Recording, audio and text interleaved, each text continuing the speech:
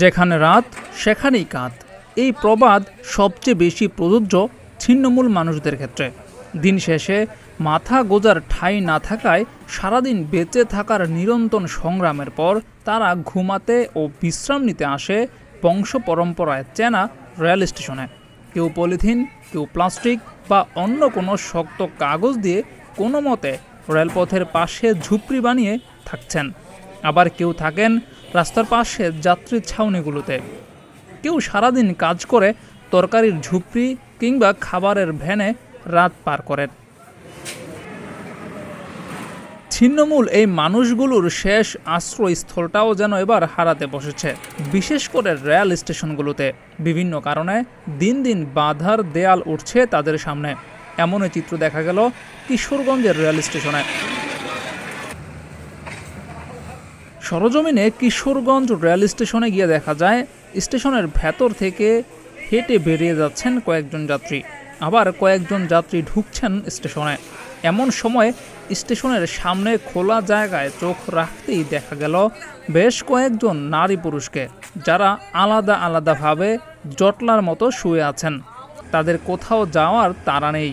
ট্রেনের যাত্রীরা স্টেশন ছেড়ে গেলেও তারা থেকে যান স্টেশনেই। কিশোরগঞ্জ স্টেশনে দীর্ঘদিন ধরেই রাত্রি যাপন করে আসছেন নজরুল ইসলাম নামের এক ভিক্ষুক। স্টেশনের টিকিট কাউন্টারের সামনে বিছানা পেতে আগে ঘুমিয়ে রাত কাটালেও এখন জিআরপি পুলিশের কারণে এই তীব্র শীতে খোলা আকাশের নিচে থাকতে হচ্ছে। ঘুমাইতে দেন, পানি ডাইলে দেন, আমরা অসহায় মানুষ, ওই যাইতাম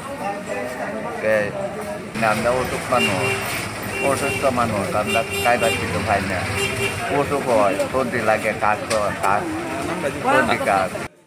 তবে পুলিশ বলছে নির্দিষ্ট কিছু জায়গা ছাড়া বাকি জায়গাগুলোতে তাদের থাকতে বাধা দেওয়া হচ্ছে না। চুরি বেড়ে যাওয়ার কারণেই এই পদক্ষেপ নিতে হচ্ছে তাদের। আমার নির্দেশে পানি মারা হয়। হ্যাঁ হ্যাঁ।